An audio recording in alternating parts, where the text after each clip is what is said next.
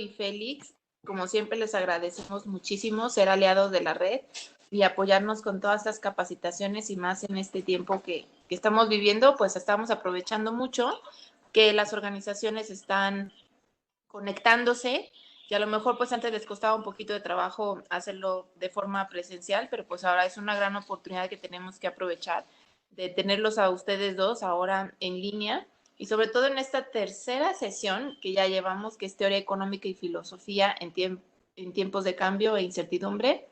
Hoy vamos a ver principios fundamentales para las organizaciones de la sociedad civil. Así que muchísimas gracias. También, como les comentó ahorita Roberto, los que vayan ingresando, les pedimos por favor que puedan inhabilitar su micrófono, así como también el cuadrito donde viene el video para no transmitir el video. Y Félix, Roberto, muchísimas gracias de nuevo. Así que bienvenidos. Muchas gracias a todos. Muchas gracias, Jessica. Muchas gracias, Monse.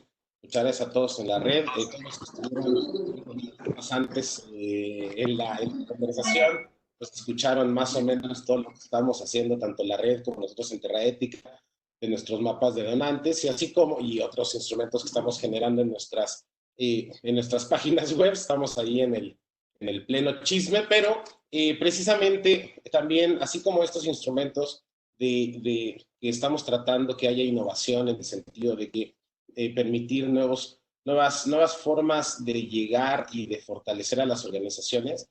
Precisamente desde que comienza esta nueva cuarentena, ya habíamos, esta nueva situación de lo nuevo normal por el COVID-19, habíamos ya identificado que había ciertas dudas en términos de principios y fundamentos, por ejemplo, económicos o filosóficos, hasta de áreas de sociología.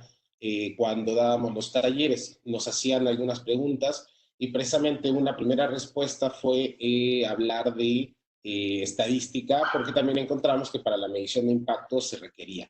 Sin embargo, conforme íbamos dando más talleres, más cursos, también surgieron más dudas relacionadas directamente con economía, y por lo mismo decidimos, junto con papá, el doctor Félix Carballo, que por cierto ahorita se le apagó el video, me imagino que ahora estará tratando de arreglarlo, ahora lo ajustamos, y decidimos precisamente que era un buen momento para empezar a hablar de algunos principios básicos de economía. No, evidentemente no, este no es un curso completo, no es un semestre, una materia completa que se vería en economía en la universidad. Sin embargo, sí tenemos los elementos principales. Vimos ciertos elementos de micro la sesión pasada, la primera sesión de economía. Vimos ciertos elementos de incertidumbre, de riesgo. Posteriormente, conmigo, vimos ciertos elementos fundamentales de filosofía, donde pasamos, por ejemplo, con qué es la ontología, qué es la epistemología, qué es la hermenéutica y algunos conceptos importantes que pueden ser útiles para las organizaciones de la sociedad civil. Hoy día vamos a trabajar precisamente con elementos de macro, con los cuales ya se imaginarán, son conceptos que quizá son muy obvios, quizá los vemos todos los días en las noticias, pero en muchas ocasiones no los tenemos tan claros. Hoy vamos a ver cosas como, por ejemplo, tasas de crecimiento, el PIB. Vamos a ver cosas, por ejemplo, cómo se compone los balances de pagos a nivel nacional. Y son elementos, son algunas ideas que quizá todavía, aunque puedan ser, aunque las veamos todos los días en las noticias, muchas veces nos ayuda a tener una pequeña guía para entender perfectamente de qué es aquello que nos están hablando precisamente en las noticias. Más ahora que estamos pegados a las pantallas, estamos esperando datos, estamos buscando constantemente información. Así que hoy vamos a continuar con macro. La próxima sesión trabajaremos con algunas ya herramientas filosóficas para empezar a ya darle forma, por ejemplo, ya integrar modelos filosóficos dentro de nuestros modelos de intervención, que es de ¿a qué me refiero? Por ejemplo, principios de precaución, principios de prudencia. Vamos a trabajar la próxima sesión con la tragedia de los comunes y con otros elementos. Por hoy, le cedo la palabra a mi padre, el doctor Félix Carballo, que muchos de ustedes ya lo conocen muy bien, quien se esté conectando por primera vez, les puedo decir que, bueno, tiene más de 40, 50 años de experiencia en el sector financiero agro. Estuvo a muchos años trabajando en el FIRA, luego estuvo trabajando más de, creo que 12 años, 12 o 13 años en FOSIL.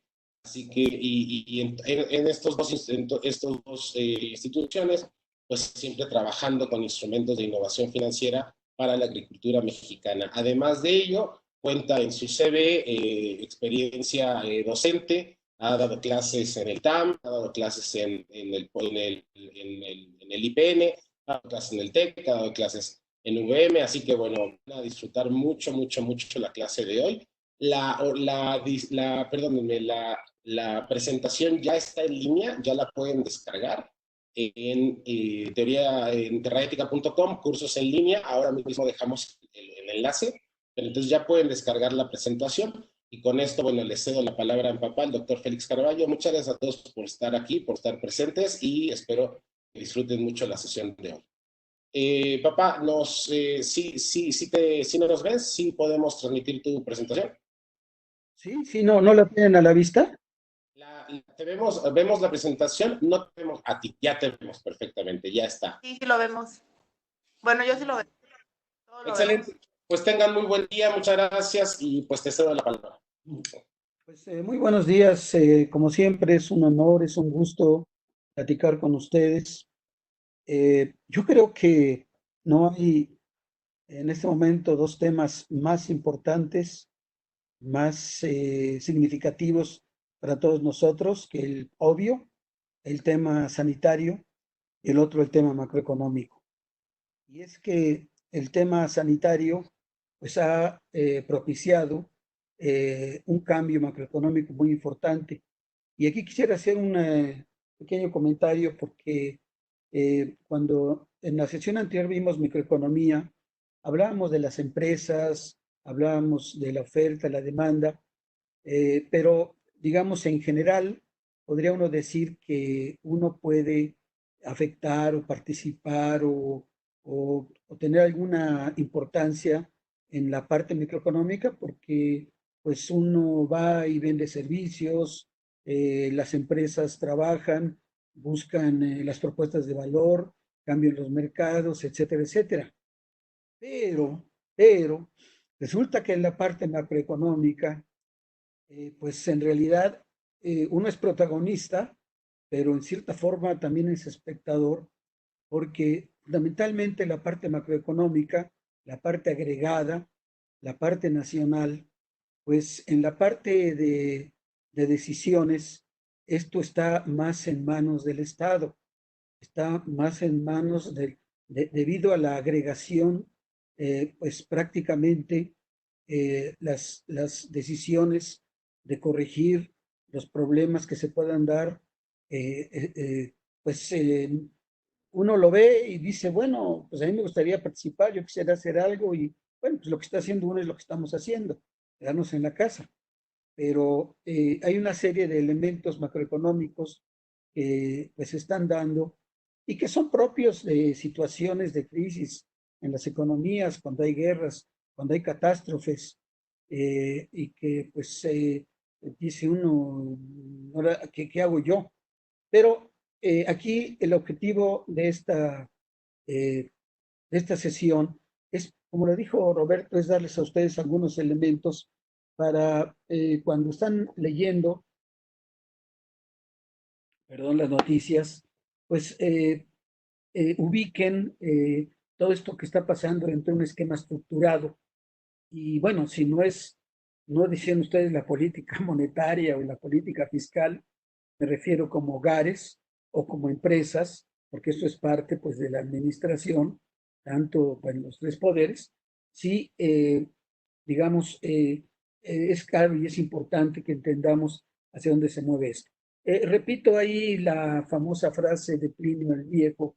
Él fue un historiador latino del siglo I después de Cristo, y la verdad es que su vida, paradójicamente, hace que su frase tome mucho sentido, y más que su vida, su fallecimiento, porque él fallece en Pompeya cuando explotó el Vesubio, y él muere en esto. Entonces, bueno, si había un evento incierto en ese momento, era precisamente en el que él falleció, y él dice, el único cierto es lo incierto. Y desde luego el otro tema que siempre hemos traído a colación, la idea de lo que plantea Heráclito de Efeso, que lo único que cambia no es el cambio. Déjeme comenzar a trabajar con esto. Teoría económica con incertidumbre. Muy bien.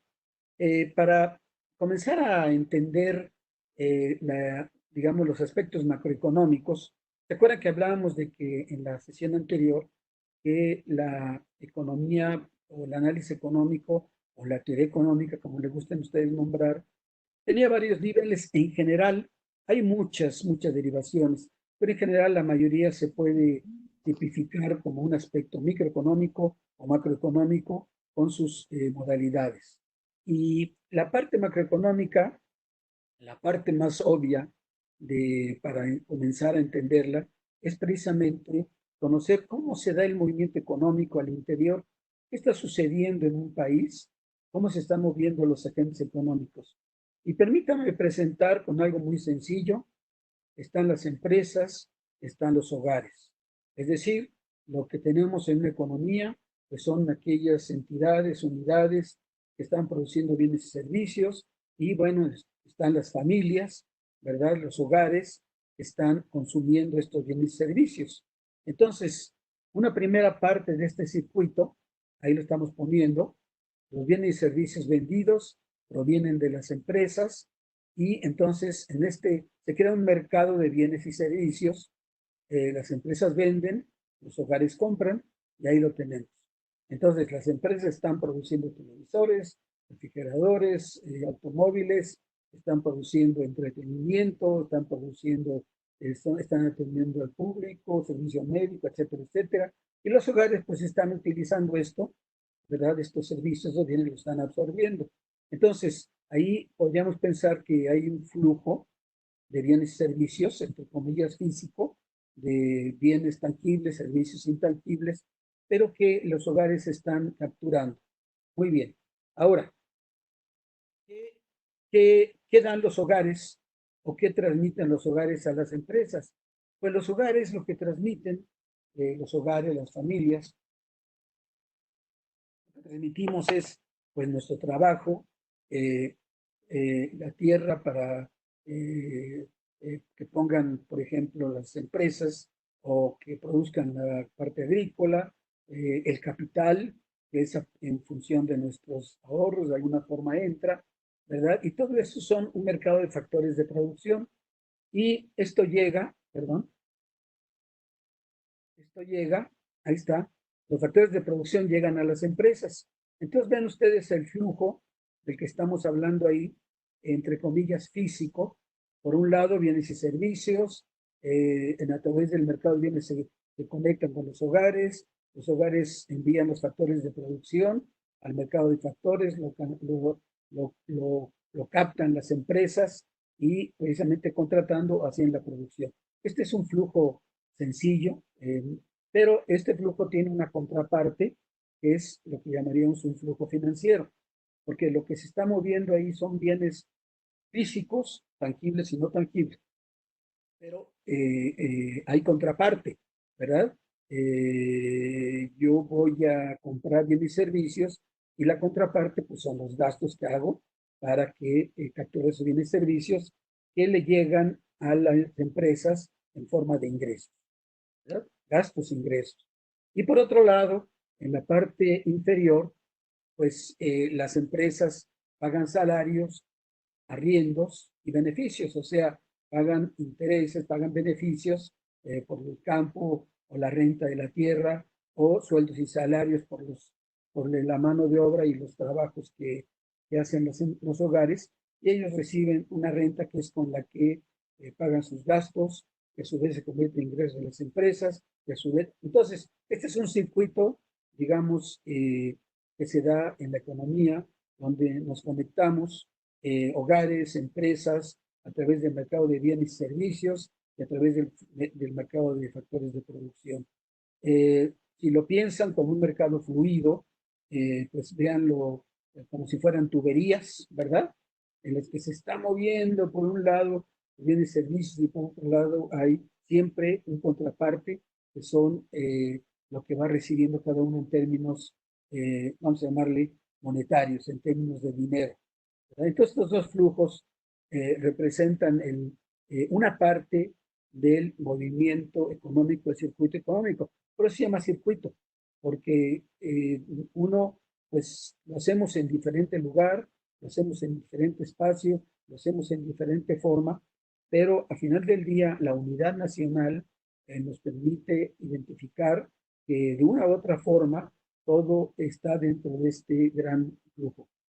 Pero resulta que, bueno, no solamente como protagonistas de este circuito económico están los hogares, las empresas, está el gobierno también, ¿verdad? Está el Estado, el gobierno, que actúa, por ejemplo, comprando bienes y servicios.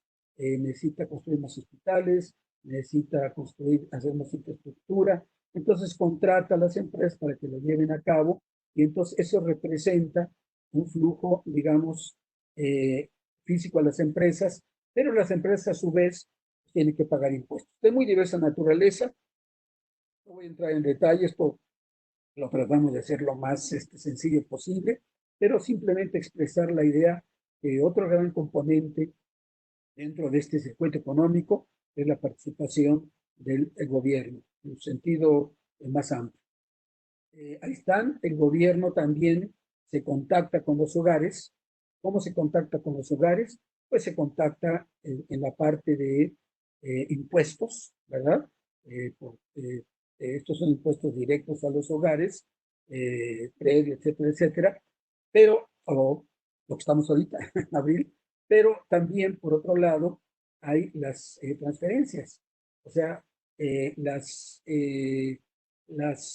empresas, el gobierno también envía transferencias a los hogares, recibe impuestos. Entonces, esto es muy interesante porque representa otra vez flujos que están dando entre cada uno de ellos. Y el otro factor que entra aquí son los mercados de capital, ¿verdad? Los mercados de capital pues son aquellos que posibilitan los proyectos, que posibilitan a las empresas trabajar.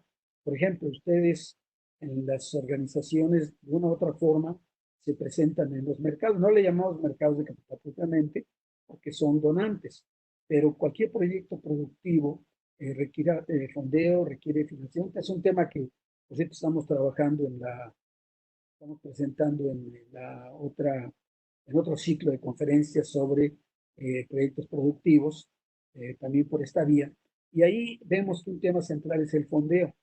Y el fondeo pues se da en los mercados de capital bajo todas las diferentes modalidades, crédito, eh, eh, fondos de capital, fondos de inversión, fondos emprendedores, fondos ángeles, venture capital, todo lo que ustedes, la bolsa de valores, ya tenemos 2 bolsas de valores actualmente, en fin, todo eso captura de alguna forma los recursos de los hogares, por ejemplo, sus ahorros, todo lo que no consumieron son ahorros que se van a los mercados de capital y que se convierten en inversión.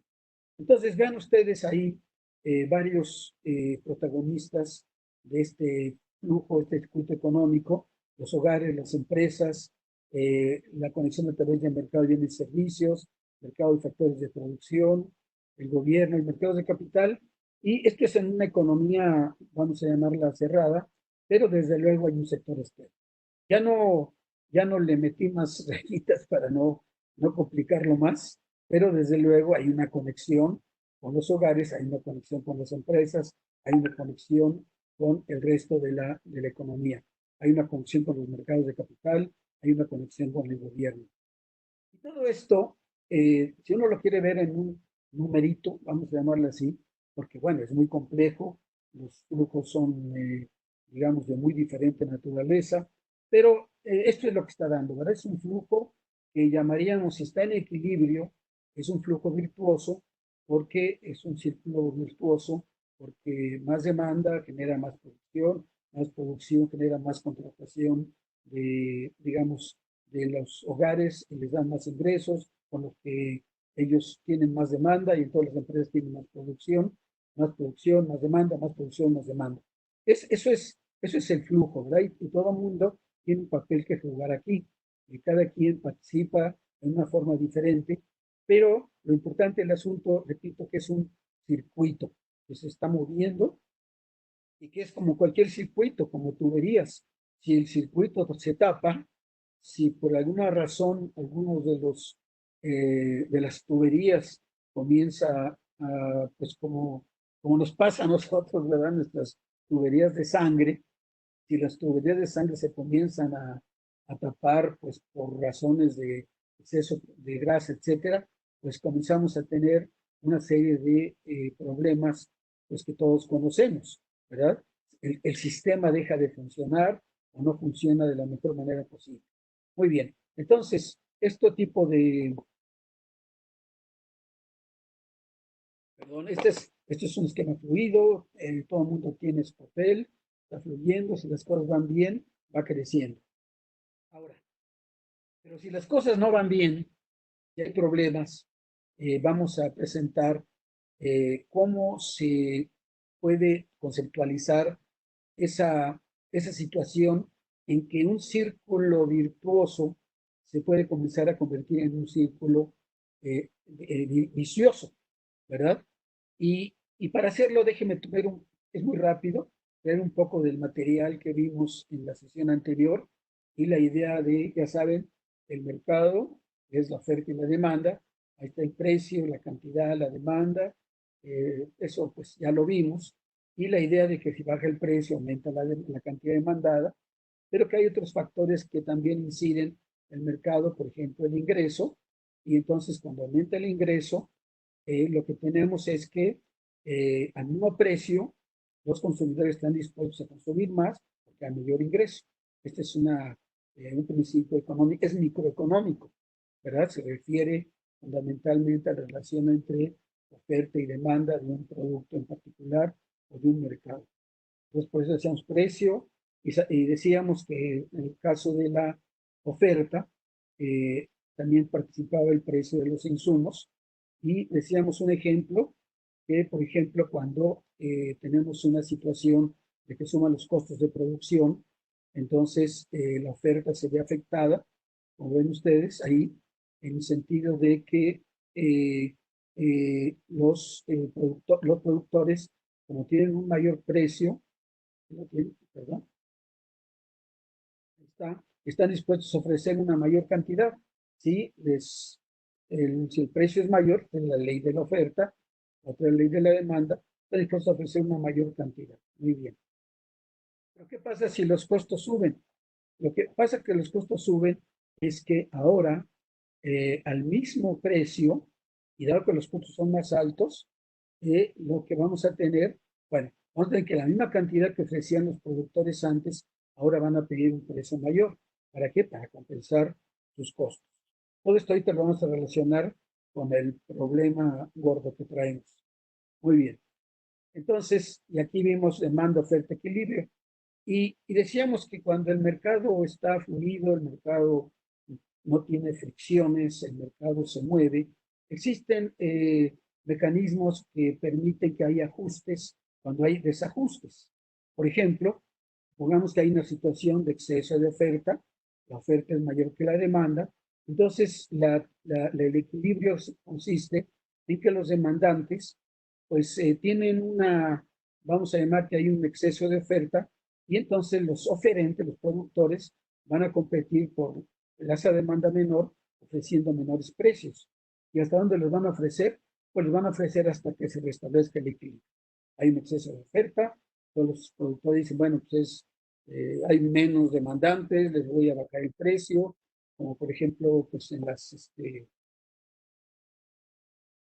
decíamos en los centros comerciales, Bueno, pues ya no se vendió todo mi producto, ahora lo voy a ofrecer a un precio menor.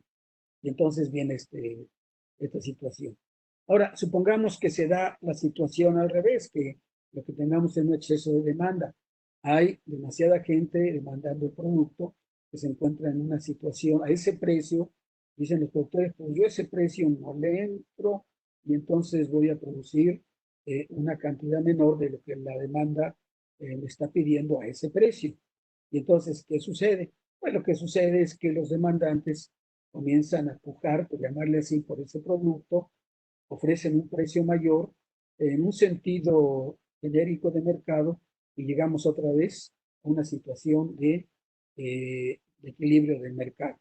Y regresamos, entonces tenemos ya otra vez nuestro equilibrio del mercado. Pero, pero, vamos a ver lo que está pasando actualmente. Una presentación de la London Business School que me parece muy interesante presentarlas a ustedes porque ilustra en forma muy clara precisamente el tipo de, digamos, situaciones que se presentan y ya con el instrumental que acabamos de ver, que lleva microeconomía, pues tendrá mucho más sentido.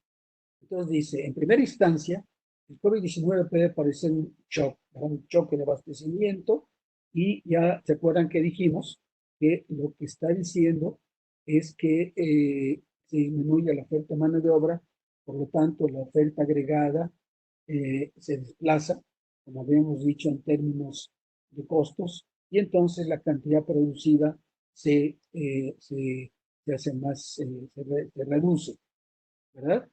Aquí mencionan los compañeros de la London que es diferente lo que nos está pasando ahora a lo que sucedió, por ejemplo, en el sector financiero. ¿Se acuerdan de la recesión? Era una recesión, pero bueno, era una situación mundial, pero de un origen financiero. O el caso de un desastre, de una guerra, en el que se rompen los suministros porque se ha destruido una infraestructura o porque hay una pérdida permanente, gran escala de fuerza de trabajo. Pues como nosotros ya lo vivimos, y lo vivió Europa en la Primera y Segunda Guerra Mundial y lo están pasando muchos países. Pero aquí no se ha destruido la infraestructura. No hay una pérdida permanente en el sentido que se maneja aquí. Y vamos a verlo en qué sentido se está dando. Muy bien. Aquí pueden ver ustedes, otra vez tenemos un excedente de demanda sobre la oferta.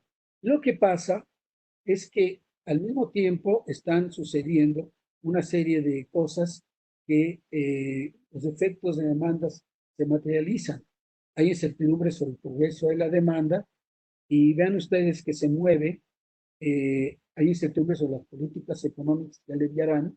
Y entonces nuestra curva de demanda agregada, acuérdense, ya no estás hablando de la demanda de un producto en particular, es la demanda agregada, es la demanda que presentamos en el circuito económico, es la demanda de las empresas, todas las empresas, lo que el gobierno, etcétera, perdón, la oferta y la demanda de las familias, la demanda que hacemos hacia el exterior, etcétera. Entonces, la demanda también se mueve, se restringe, aquí lo tienen ustedes mencionado. Y entonces, esto lo que hace es que permite que todavía se reduce más la producción. Los trabajadores no permanentes tendrán ingresos, especialmente las crisis afectadas, hospitalidad, fabricación. En otra presentación que hicimos, ahí estudiamos nuestras proyecciones que hicimos en términos de qué está pasando en la crisis y qué es lo que se va a producir, cuáles son los sectores más afectados. Y sin lugar a dudas, otra vez, no necesitamos ningún modelo para hacerlo.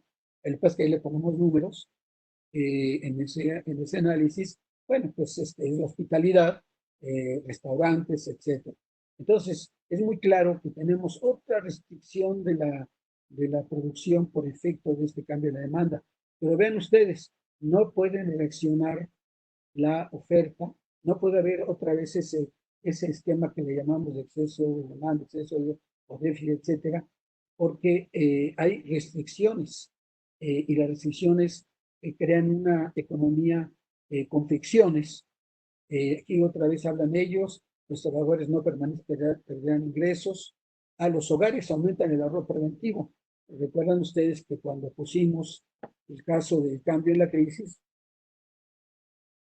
se veía muy claramente que lo que pasaba es que se redistribuía el gasto, de las familias, pero era menor ahora, porque había una pérdida ahí que se estaba dando y que muchos podrían considerar como gasto, como ahorro preventivo. Y bueno, otra vez las empresas desconfían de invertir hasta que la situación se aclare y bueno, tampoco tienen liquidez. Y luego esta situación. Las empresas carecen de liquidez para cumplir compromisos. eh, la demanda y la oferta son similares a una crisis financiera, pero en este caso lo que nos está, la incertidumbre, por eso es teoría económica en condiciones de incertidumbre, es la enfermedad.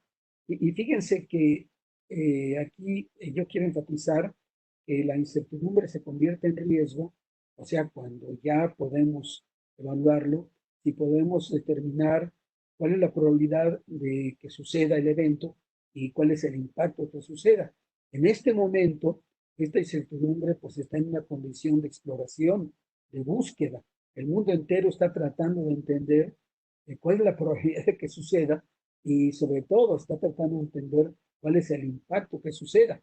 Pero mientras no se defina en una forma, digamos, que represente volver, pues no volver a la normalidad, sino llegar a la nueva normalidad, entonces se trata de una situación de incertidumbre.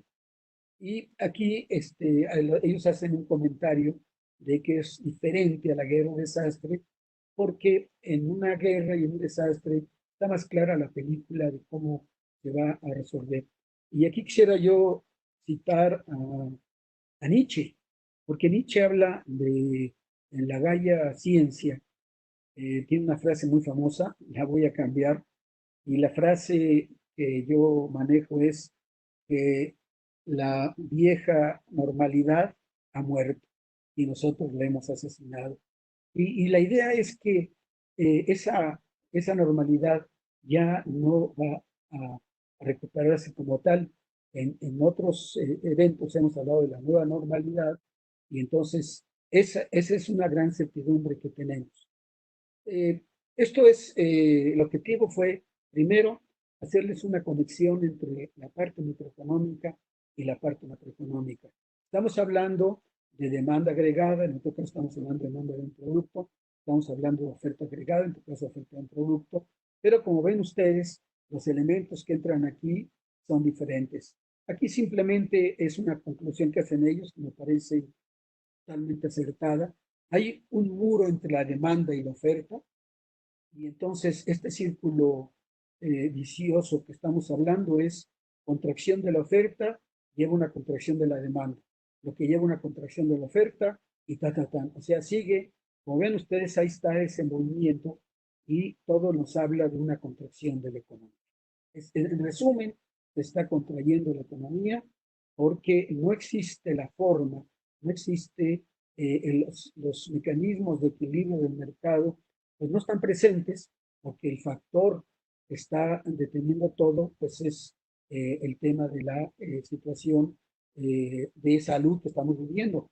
Y por eso yo creo que si hay dos temas que nos preocupan en este momento, sin lugar a dudas, es uno, el tema es una verdad de perogrullo, pero lo repito porque para tratar de enfatizar la importancia de la parte macroeconómica, uno es la parte pues, de prevención de la enfermedad y cómo resolver el problema, y segundo, la parte macroeconómica, porque cuando la situación sanitaria quede resuelta, pues todavía tenemos que ver qué pasa, qué pedazos nos quedaron, cómo reconstruimos, cómo se recupera el equilibrio en la economía. Bien. El Producto Interno Bruto. Bueno, dijimos que habíamos visto en este sentido que al final de cuentas lo que estamos hablando es algo que nos refleje el tamaño de la economía, que nos refleje el crecimiento de la economía, que nos refleje, y no me voy a referir ahorita a otro tema, que es un tema, digamos, muy importante, y que tiene que ver otra vez con aquellas preguntas que se acuerdan que dijimos en la parte de macroeconomía, que tenga que explicar una economía, qué produzco, cuánto produzco, cómo lo produzco y para quién lo produzco.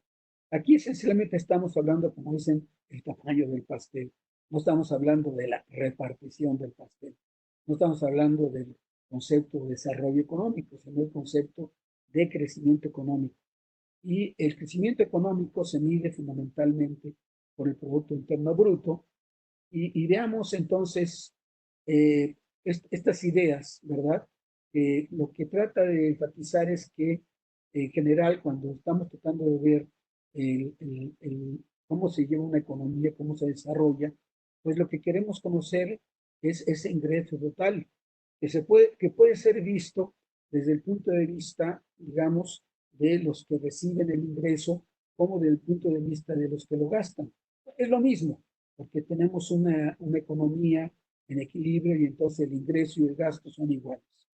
En esencia, lo que estamos diciendo es Producto Interno Bruto, es un valorcito chiquito, es un numerito que ahorita vamos a ver cómo se determina, pero más importante, cómo se interpreta, que nos habla de la situación de una economía, que nos habla de cómo una economía se desarrolla.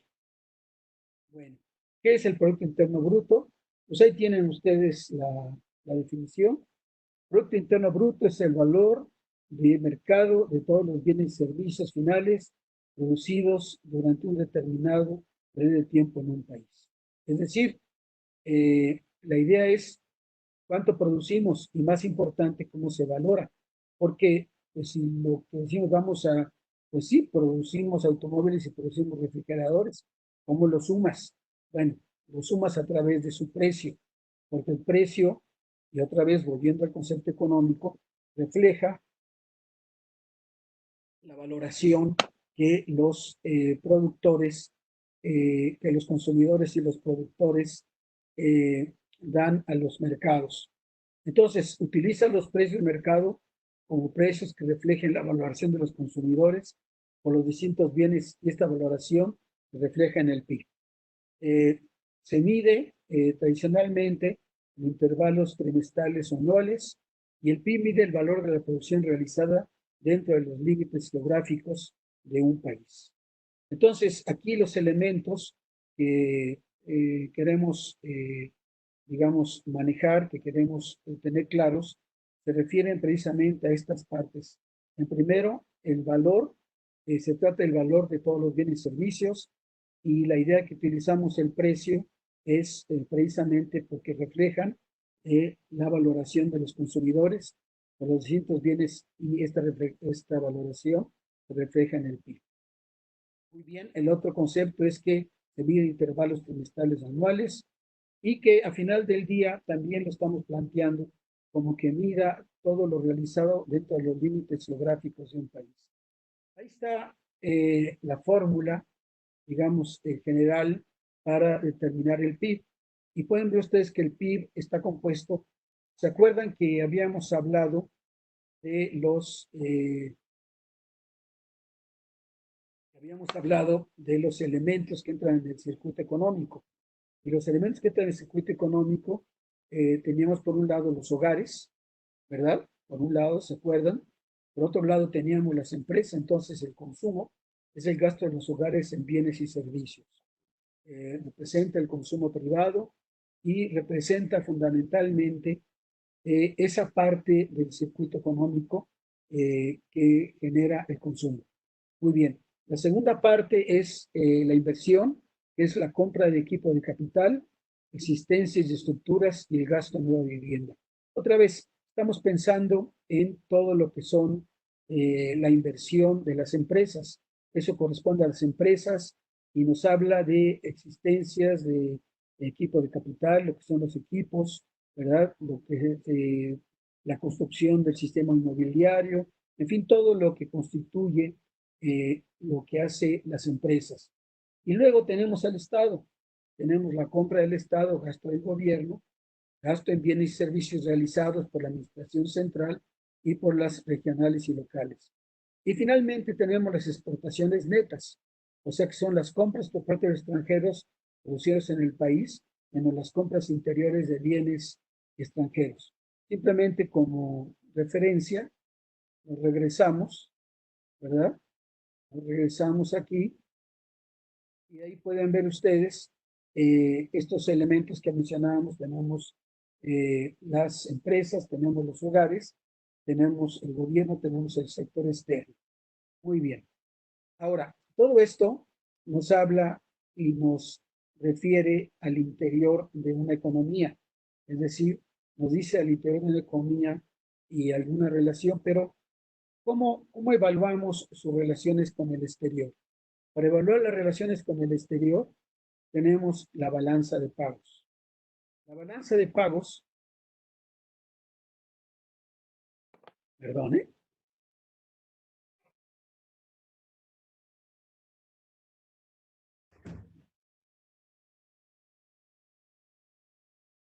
disculpen, estamos aquí en la casa de ustedes y los gatitos quieren salir, pues ya salieron.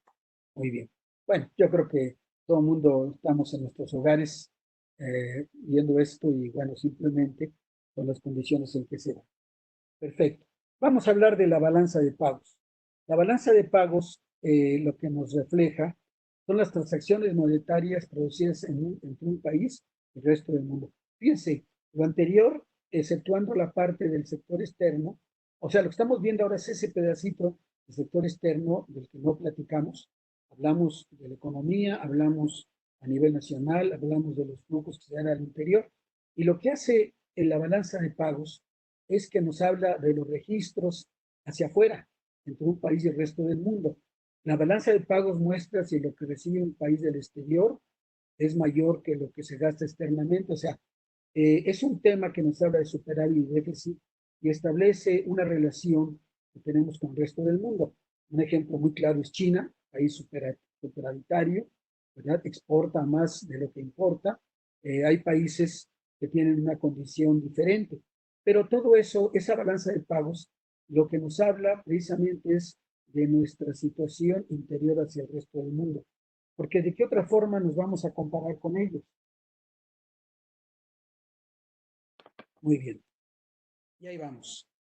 Esto es contabilidad, se llama cuentas nacionales, y la razón por la que lo estoy incluyendo es porque muchos de los temas eh, que se manejan y en relación a los temas fuertes como inflación, como desocupación, como caída o elevación de las tasas de interés, el mismo ingreso, tienen que ver y se reflejan en muchos de estas cuentas.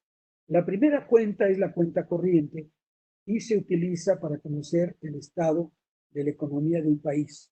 La segunda, la cuenta de capital, que son los movimientos de capitales fundamentalmente. La tercera, la cuenta financiera, de préstamos que pide un país al extranjero, las inversiones o depósitos de los países extranjeros efectuando en un país.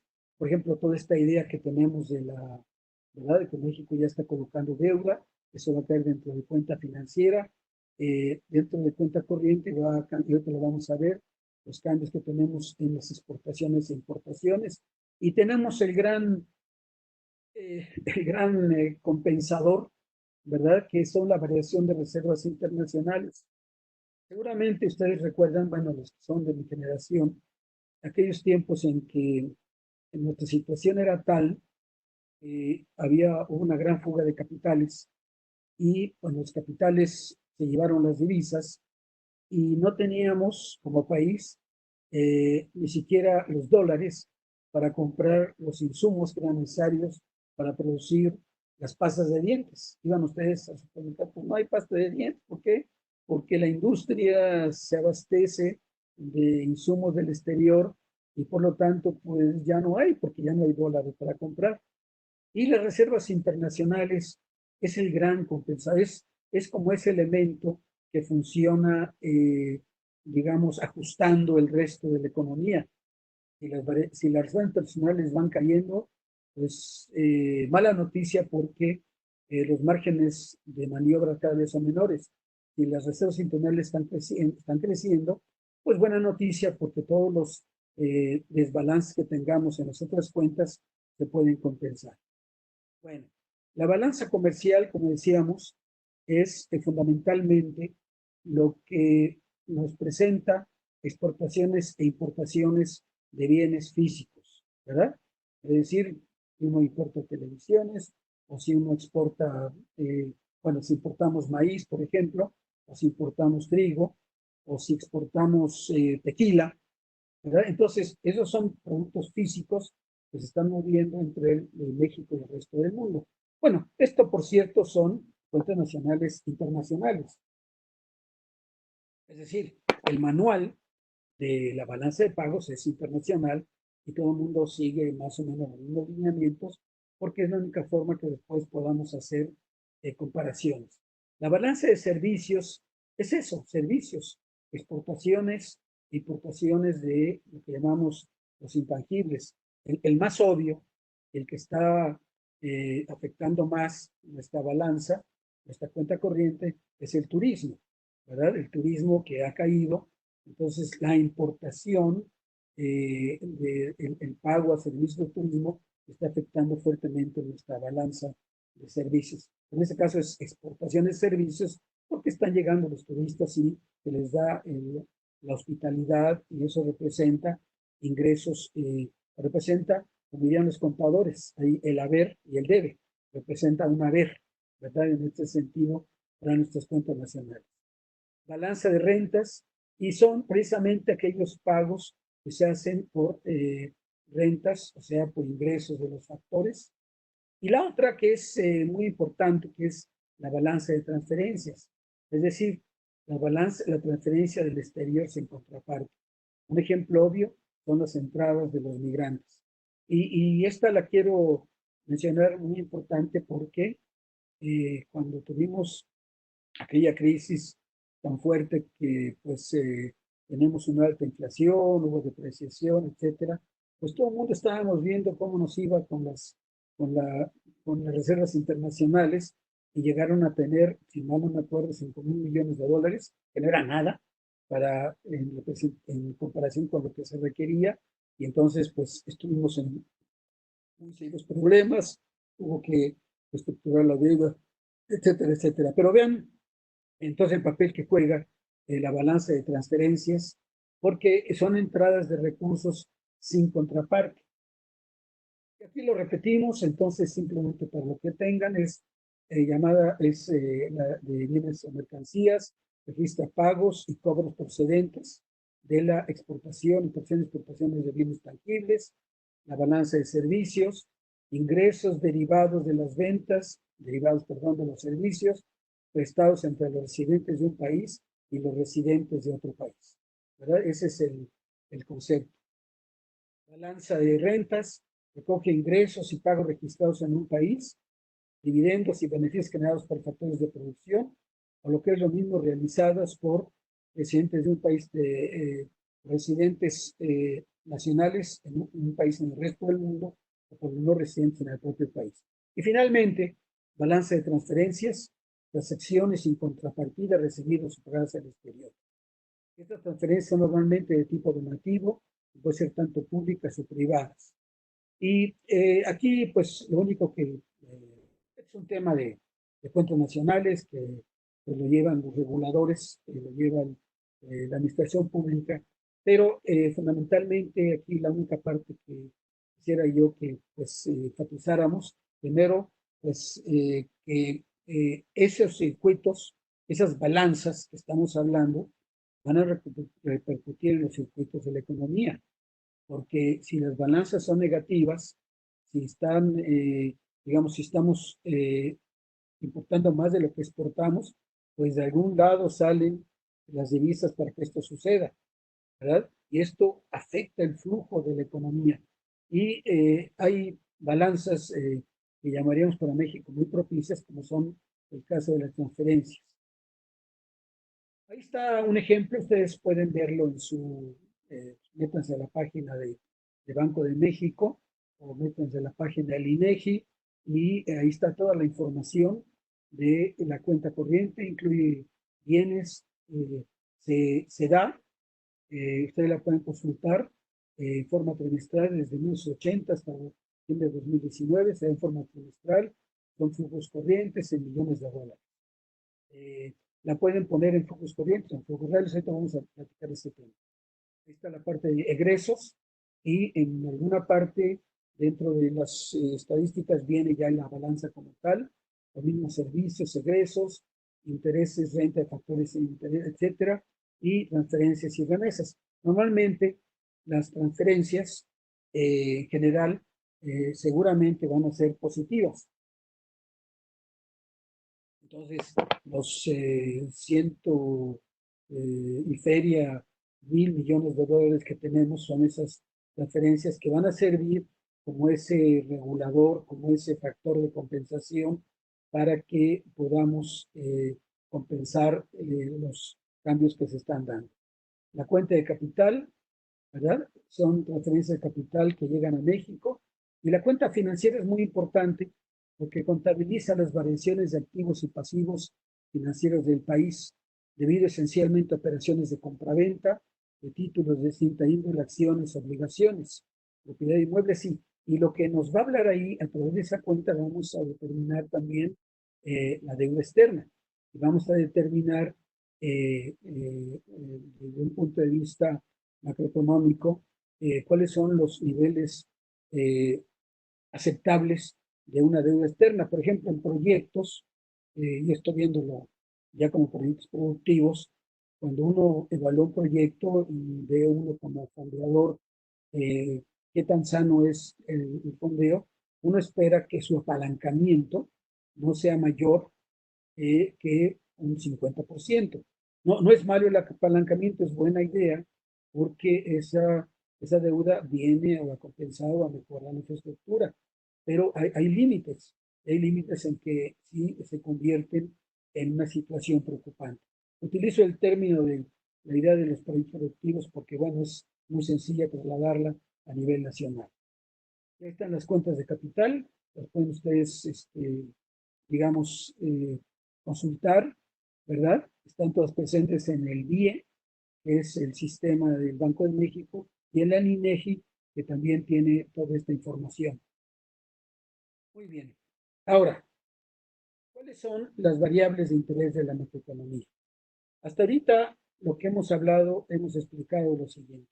Hemos explicado primero que desde el punto de vista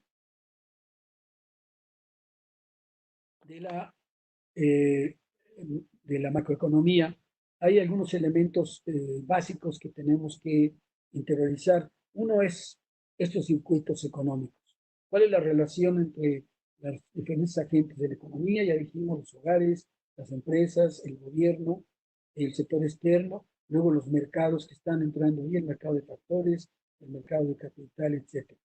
Entonces, también dijimos una segunda idea, es que se espera que si están en equilibrio, un equilibrio, vamos a llamarle dinámico, se está moviendo, pero hay un reajuste.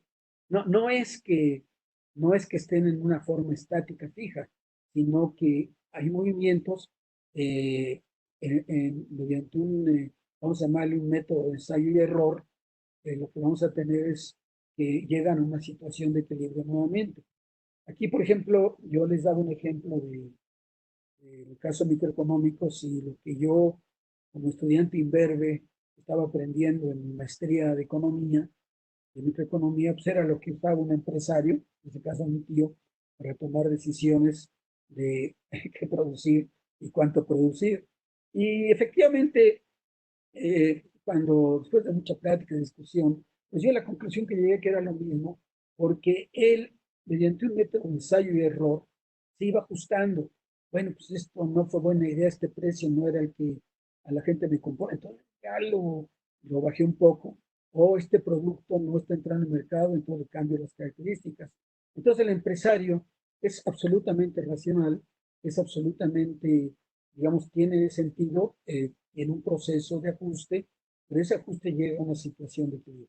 Bueno, este es el mismo tema, ¿verdad? En la macroeconomía, la economía, es una situación, hay desequilibrios, obviamente, hay cambios que se están dando, hay crecimiento de la población, pero la expectativa es que haya fluidez, no haya fricción y que nuevamente regresemos a una posición de equilibrio que será diferente a la anterior, pero es otra vez de equilibrio, los flujos están dando.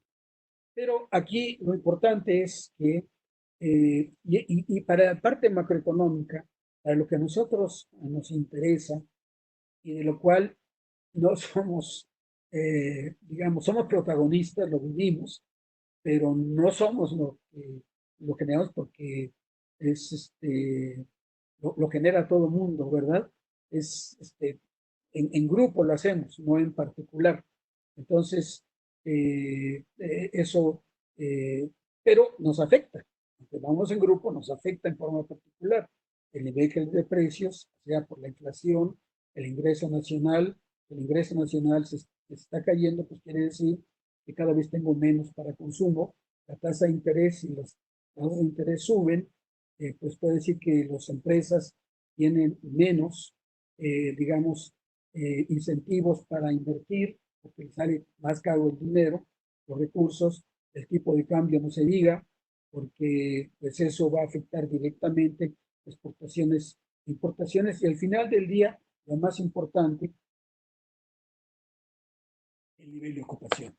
Porque el nivel de ocupación lo que refleja, bueno, y ya poniéndose un poco, digamos, no tanto tecnócrata, sino viéndolo humanamente, pues es lo más digno, ¿verdad? Todos queremos trabajar, todos queremos tener un empleo, todos queremos ganar la vida en forma honesta, en forma digna, y el empleo es, sin lugar a dudas, la forma de hacerlo, porque participamos en el circuito económico, porque estamos de alguna forma haciendo aportaciones. Entonces, de todas estas variables que tenemos, desde mi punto de vista personal, pues la más importante es la ocupación, porque esa es la variable que mejor refleja y que mejor expresa lo que nosotros, como seres humanos participantes en la sociedad, queremos y podemos aportar. Para entrar en esta discusión, déjeme traer dos herramientas que se utilizan en macroeconomía y microeconomía también, y en negocios también, pero que son fundamentales para entender los cambios que se pueden dar.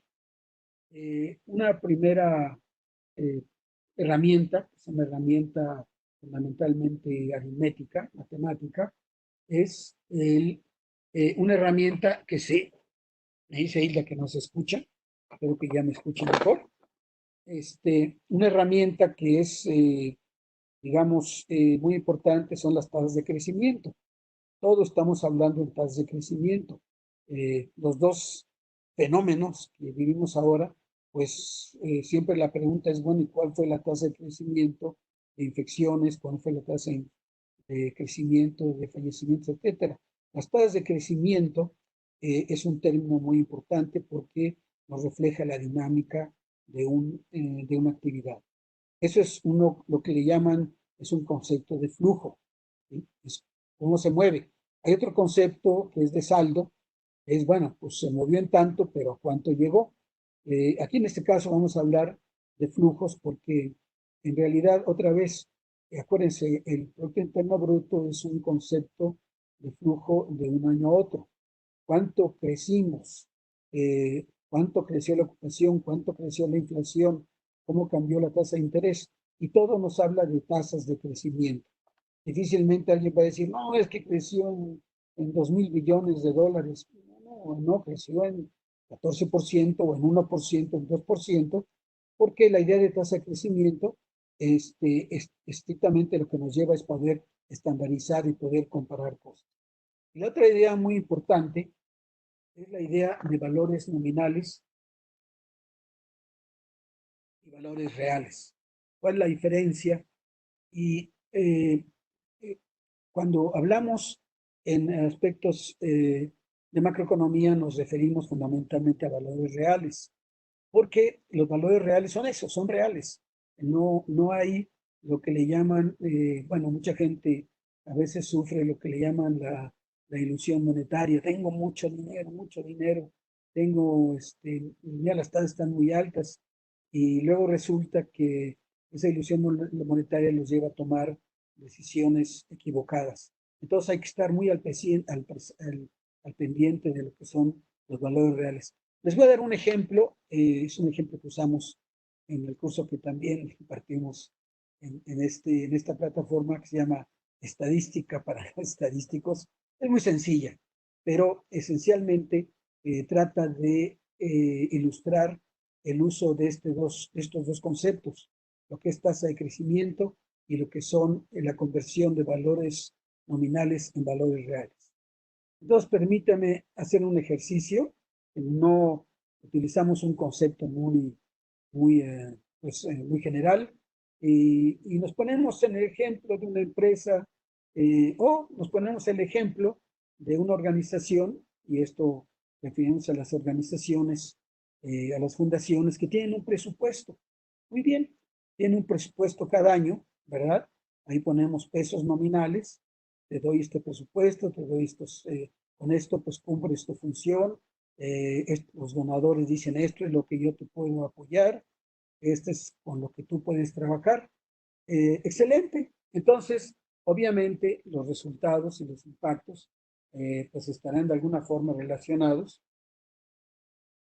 con el recurso, porque pues no voy a hacer cosas si no tengo. Acuérdense del circuito monetario, ¿no? Yo compro porque tengo recursos de mi mano de obra, de mi capital, de mi trabajo, etcétera. Entonces recibo recursos de las empresas y eso lo gasto y le compro a las empresas. Bueno, en ese caso un poco la idea es que pues las fundaciones, si no tienen recursos, no pueden operar. Si tienen recursos, pueden operar sin problema.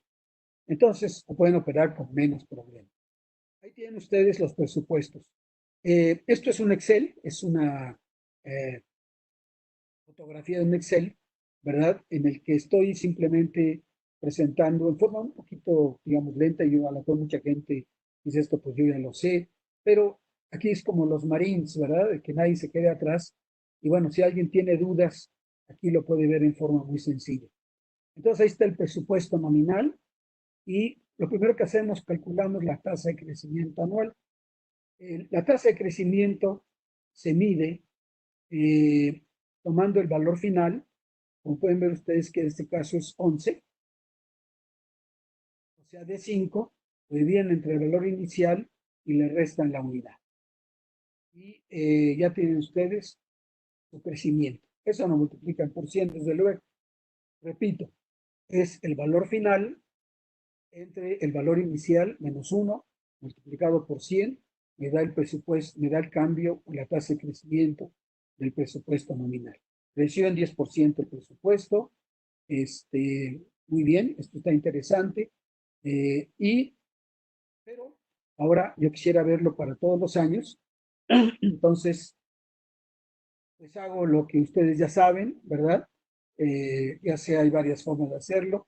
Eh, Simplemente copio y pego con función, o tomo digamos, la cejita aquí, la echo para abajo, pero ya me da para todos los años el presupuesto. Y bueno, y si no manejo eso, pues lo hago para cada una de las casillas. Repito, valor final sobre valor nominal. Ya tienen ustedes cómo ha variado el presupuesto nominal para esta organización. En algunos años creció, en otros años decreció. Y en promedio, es decir, en promedio de los años, vamos a ver cómo es aquí otra vez, simplemente para recordar, para poner el promedio, pues una forma muy sencilla en Excel, le pongo el signo más y tecleo promedio. Y después de que tecleo el promedio, le digo a Excel cuál es el rango de los datos sobre el cual quiero que saque mi promedio. Entonces ahí está el promedio, que sería, ahí está, sobre CIH5 ante H24. Muy bien, aquí está partir del 5. Entonces, y tenemos un crecimiento promedio anual de 3.99%. Algunos años me fue bien, otros años me fue mal, pero en promedio tengo un crecimiento del presupuesto nominal de 3.99. Y otra vez, pues sí, pero al mismo tiempo que está recibiendo el presupuesto, los precios de todo lo que tú compras, de la mano de obra, de los de la gente que te apoya, o de los equipos que utilizas, o de la renta del lugar donde trabajas, o del transporte para ir a apoyar a los beneficiarios, pues está subiendo. Hay una inflación. Una inflación se define como un crecimiento de los precios. Puede ser acelerado o puede ser no tan fuerte, pero en general es un crecimiento de los precios. Ustedes no tienen que calcular la inflación, pues se van al Banco de México, se van y ahí en las mismas eh, páginas que les dije, van a encontrar del Banco de México y van a encontrar cuál es la inflación en México. Esta es una inflación que puse en el ejemplo con datos aleatorios, no es la inflación de México, pero refleja en general una economía con una baja inflación. La más alta es 8, pero ahí tenemos 3,90, etcétera, etcétera. Muy bien. Y yo quiero saber cómo afecta a mi presupuesto nominal la inflación, o ponerlo de otra forma, ¿cuál es mi presupuesto real? ¿Qué es lo que realmente yo tengo para trabajar? Y cómo eso ha cambiado en el tiempo. Y otra vez, aquí utilizo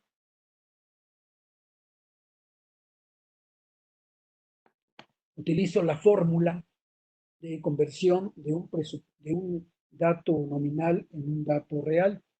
Y simplemente divido el dato nominal entre 1 más la inflación. Así de sencillo. Es decir, yo tengo 10, aquí está. En este caso es el presupuesto nominal. Tenemos 10, que es de 4, y lo divido entre 1 más la inflación, que es de 4. Entonces, ahí tenemos la fórmula para calcular inflación, calcular valores reales. Esto se aplica para tasas de interés, esto se aplica para el PIB, esto se aplica para, en general, la fórmula. Lo que nos sirve es calcular inflación, perdón, no permite calcular determinados valores reales. En el PIB es un poco más complicado porque es lo que le llaman índice de precio implícito, pero al final del día es lo mismo. Entonces ya tenemos nuestros precios reales, ahí está el dato. ¿Qué quiere decir? Que nominalmente me dieron 10, pero dada la inflación en realidad yo tuve disposición de 37.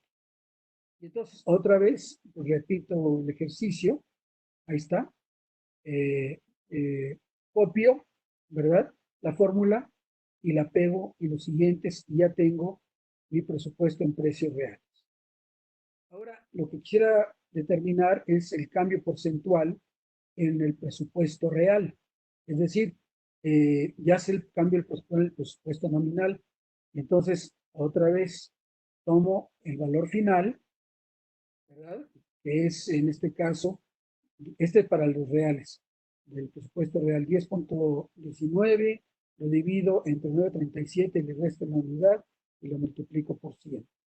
Y ahí comienzan ustedes a ver algunos cambios interesantes porque, pues, el presupuesto que les dieron era 10, pero el nominal, pero realmente el real creció apenas en 8,7.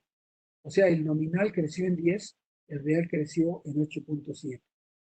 Y repiten ustedes el ejercicio, ¿verdad? Ahí tienen ustedes, repiten el ejercicio y sacan nuevamente su promedio. Es decir, teclean ustedes más promedio y le teclean ustedes en Excel el rango para el cual tienen ustedes digamos, el cambio en su presupuesto real.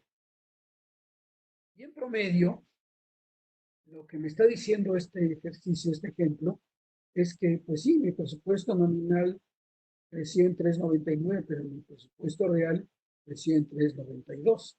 O sea, no, es menos lo que yo recibí para llevar a cabo mi misión o mi objetivo, y en términos reales que en términos nominales.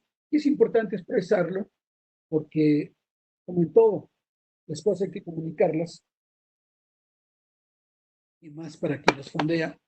Y pues la mejor forma de comunicarlas es darles una visión realista de qué es lo que teníamos y por lo tanto poder contrastarlo con lo que logramos.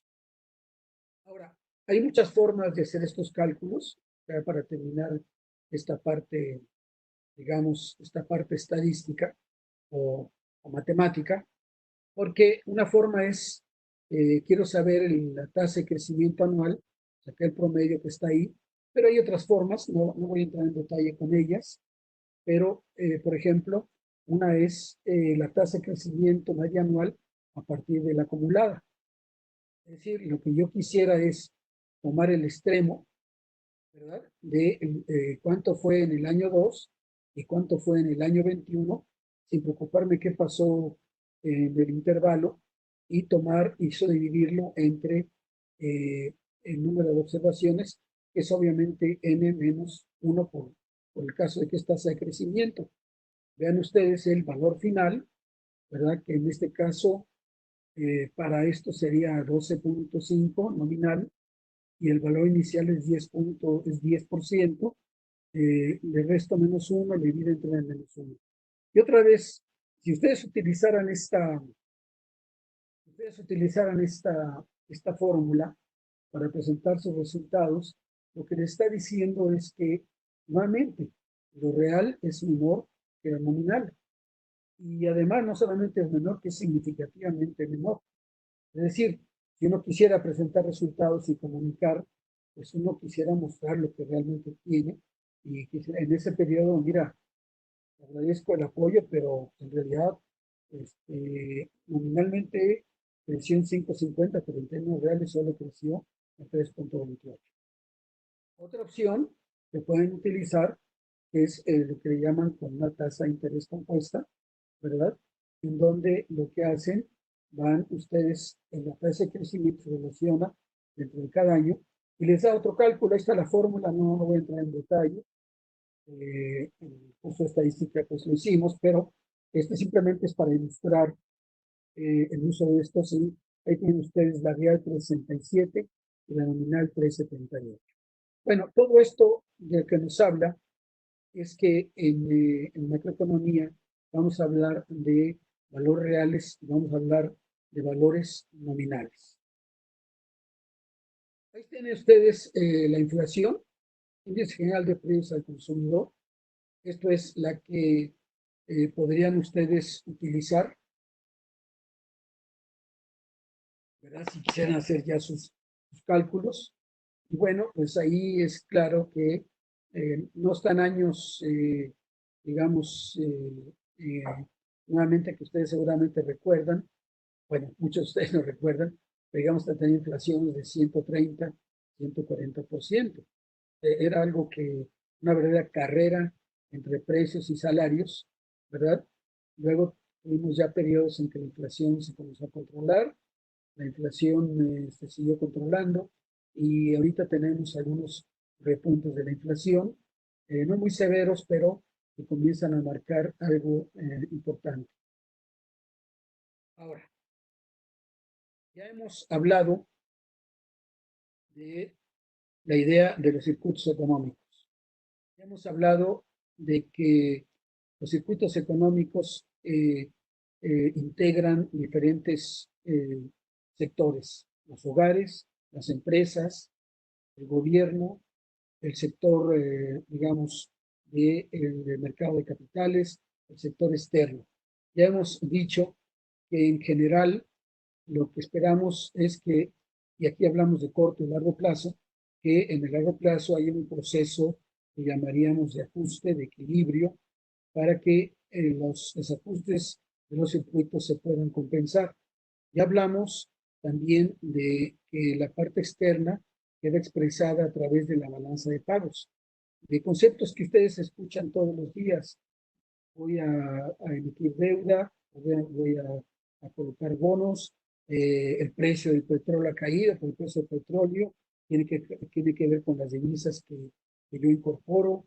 El caso de los trabajadores de los restaurantes están cerrados, por lo tanto lo que tenemos ahí pues es una disminución del ingreso en general de muchos trabajadores. El sector informal se encuentra en condiciones, digamos, preocupantes.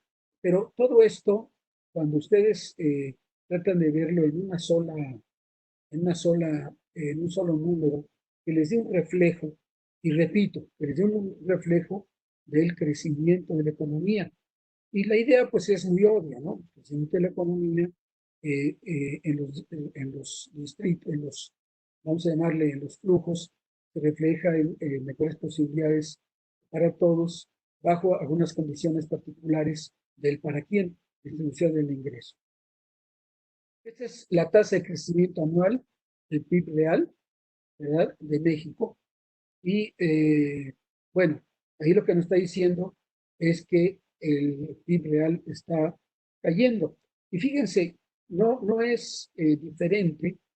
Si ustedes lo piensan, me voy a regresar a lo que los compañeros de la London Business School plantean en este extraordinario trabajo.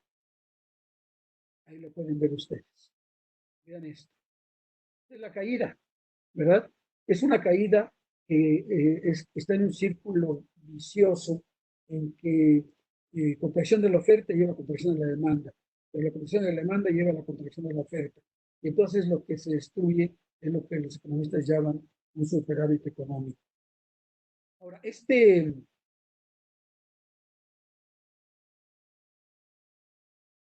regresamos,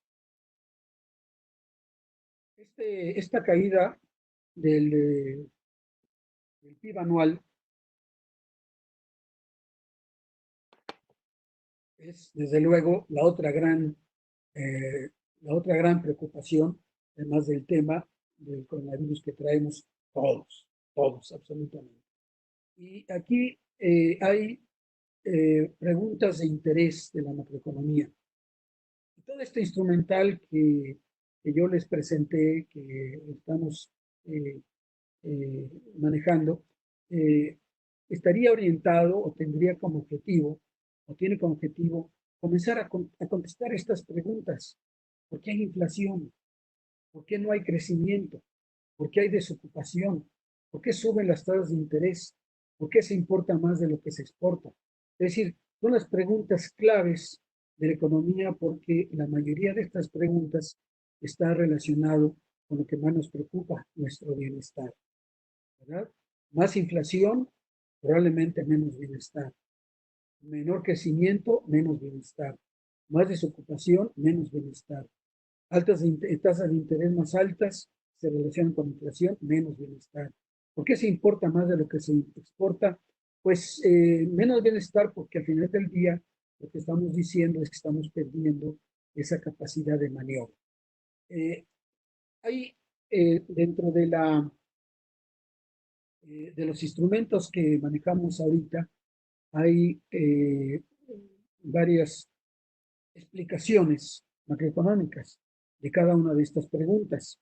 No las vamos a hacer en este momento porque el miércoles vamos a tener una oportunidad, una hora para ya irnos tratando de explicar con los instrumentos anteriores cada una de estas preguntas. Hay temas que están ahí en el ambiente y que la mayoría de la gente que ha tomado macroeconomía conoce. Por ejemplo, el tema de la inflación y la desocupación. En general, la teoría macroeconómica, que vamos a platicar por qué, plantea que mayor inflación pues, representa menor desocupación. Y bueno, intuitivamente la idea es porque las empresas tienen más incentivos para producir y como tienen más incentivos para producir, ocupan mayor mano de obra y entonces uno se espera, ¿verdad?, que hay esa relación entre inflación y desocupación. Se llama la curva de Phillips, pero resulta que un fenómeno que fue muy común, que se dio en la economía norteamericana, es que tenían mucha inflación y tenían estancamiento de la economía y tenían más desocupación. Le llaman estagflación, o en México estanflación. Un compañero muy amable de Mérida me hizo el favor de dar una nota en el doctor Uca. Entonces, eh, esto es un tema que vamos a platicar. Ahora, ¿por qué no hay crecimiento? Bueno, acuérdense de las variables que conforman el crecimiento. El crecimiento, el PIB depende del consumo. depende consumo de las familias, de los hogares, depende de la inversión de las empresas, depende de los gastos del gobierno, depende de qué gastos de gobierno se están dando, depende de la relación con el sector externo, exportaciones e importaciones. Entonces, la respuesta tiene que estar girando alrededor de estas variables y cómo estas variables se relacionan entre sí. ¿Por qué hay desocupación? Bueno, pues ahí ya dijimos que tiene que ver con la inflación, pero tiene que ver obviamente con el crecimiento. Si no hay, el Producto Interno Bruto no crece o decrece, pues hay menos desocupación. Y siempre la pregunta es, ahora sí que, ¿qué va primero? Eh, y vean ustedes, regreso a la presentación de esta economía, de esta economía friccionada, esta economía que no se mueve y que entonces está interrumpiendo los flujos, está generando esta condición. ¿Por qué suben las tasas de interés? Bueno, las tasas de interés ahorita están bajando. Es un tema que lo relacionan con lo que llaman política monetaria. Hay otra que es la política fiscal, que es la que se refiere fundamentalmente, pues la que es responsabilidad directa vía impuestos, vía gasto. La política monetaria es a través del manejo de la masa de dinero y las tasas de interés. ¿Y por qué se importa más de lo que se exporta? Pues depende de las ventajas competitivas que existan entre un país y el resto del mundo.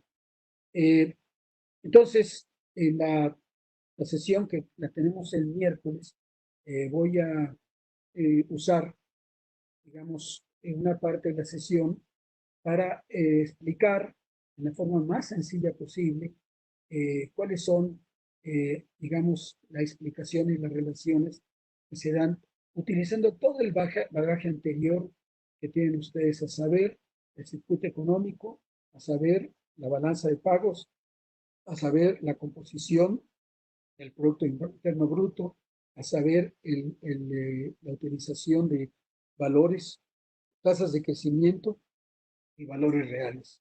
Entonces, ahí debemos de ilustrar eh, todas estas piezas del rompecabezas, este Tetris del rompecabezas, cómo se integran, cómo se dan, vamos a llamarle explicaciones lo más sencillas posibles para que ustedes pues hagan sus propios análisis. Acuérdense ahí, lo que estamos haciendo fundamentalmente es tratando de explicar los fenómenos, porque no está dentro de nuestro rango. Bueno, si no somos autoridad, no está en nuestro rango de acción el definir cuál es la política. Sí, podemos opinar sobre ella. No, mira, lo que tienes que hacer es aumentar el gasto del gobierno. No, lo que tienes que hacer es aumentar la masa monetaria. No, lo que tienes que hacer es aumentar las transferencias. Y todo eso que estoy hablando se va reflejando en las cuentas nacionales y todo eso a su vez se va reflejando en el Producto Interno Bruto. Pues, señores, les agradezco la atención la atención que me han prestado, ¿verdad? Y entonces, el próximo miércoles entraremos en forma también, intentaremos hacerlo muy sencilla. Y mientras, yo los invito a que revisen este material y como les digo, después de su yoga, ¿verdad? Lo vean con tranquilidad, lo vean con calma, quizá lo exploren con mayor profundidad para estar mejor armados y el miércoles tengamos esta discusión con temas como por ejemplo lo que llaman la trampa de la liquidez, ¿verdad? Pero no voy a entrar en estos detalles ahorita. Pues muchas gracias, estoy a sus órdenes y pues yo he pedido que las preguntas pues nos las envíen, no en vivo ahorita, pero sí nos las envíen para que nos sirvan esas preguntas para nuestra presentación del miércoles. Pues muchas gracias, estoy a sus órdenes. Gracias, muchas gracias, papá. Pues también acerca de lo que comentaste de el curso de estadística para no estadísticos, donde hay hay una plataforma en donde pueden, de hecho, realizar estos ejercicios que mi papá estuvo viendo en la presentación acerca de la tasa de crecimiento, los promedios. Pueden encontrar tanto la presentación completa como el video de esta presentación. Eso fue parte de la cátedra de medición de impacto que damos junto con la red de asociaciones y que dimos, el cual comenzará, me parece que a partir de junio otra vez, pero pueden descargar también la plataforma con la que empiezan a conocer o empiezan a jugar con estos instrumentos, realmente que no solamente son útiles para niveles macros, sino también cuando ustedes empiecen a hacer su medición de impacto para todos aquellos que trabajen en fortalecimiento de organizaciones o en medición de impacto social ambiental, pues van a necesitar estos pequeños o estos mínimos instrumentos. La pueden descargar, la plataforma completita, así como, bueno, los videos de toda la cátedra y para los que también deseen conocer un poquito de cómo llevar todos estos planteamientos macro y micro a la realidad, por así decirlo, pueden encontrar los videos que ha realizado también mi papá en el taller de elaboración y evaluación de proyectos productivos.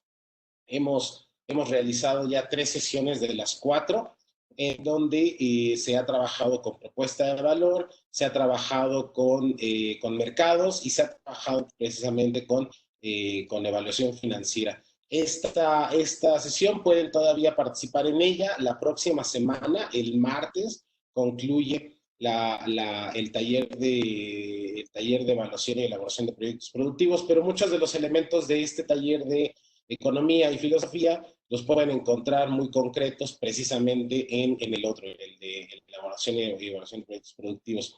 Para terminar este taller o este webinar de teoría económica y filosofía, el próximo miércoles comenzará precisamente en papá con lo que prometió contarles, y luego regresaremos con un poco de filosofía utilizando los principios, repito, principios de precaución, principios de prudencia, la famosa frónesis, principios éticos, principios precisamente de cómo llevarlos hacia la responsabilidad social y cómo estamos implementándolos en nuestros programas de RS o de sustentabilidad o de inversión de impacto en las organizaciones o en las empresas. Entonces, en resumen, el próximo miércoles continúa y tenemos la última sesión del taller de economía y de teoría económica y filosofía.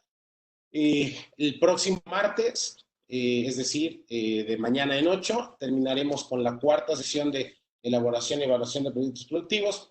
Y por favor, a todos los que deseen mañana conocer de cómo medir su huella de carbono y cómo saber si el producto que están lanzando al mercado, tiene estos nuevos atributos que pide la sociedad o piden los nuevos mercados, como es, pues, cuántos gramos o cuántos kilos de CO2 equivalente estoy emitiendo.